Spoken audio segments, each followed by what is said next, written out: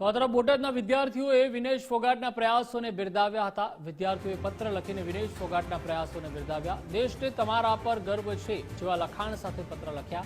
સમગ્ર દેશમાં વિનેશ ફોગાટના પ્રયાસોની સરાહના થઈ રહી છે।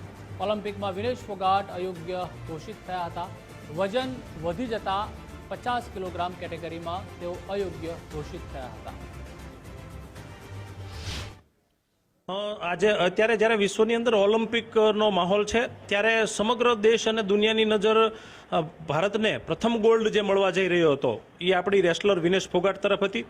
ત્યારે સૌથી વધારે દુઃખની વાત એ છે કે છેલ્લી ઘડીએ એનો વજન જે છે 50 કિલોમાંથી 100 ગ્રામ વજન નીકળ્યો અને સાંભળવા મળ્યું કે દેશની એક આશા હતી એની ઉપર પાણી ફરી વળ્યું છે।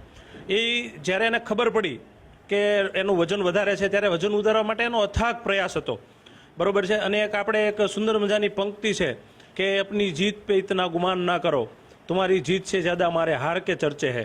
આખી દુનિયામાં અત્યારે સમગ્ર જ્યારે વિનેશ ફોગાટની ચર્ચા થઈ રહી છે ત્યારે આખા દેશમાં એ મેડલ નહીં પણ દિલ જીતી છે એવું વાતાવરણ એક ઊભું થાય એ માટે આજ અમારા વિદ્યાર્થીઓ દ્વારા એના સપોર્ટમાં એક ટપાલ લખી રહ્યા।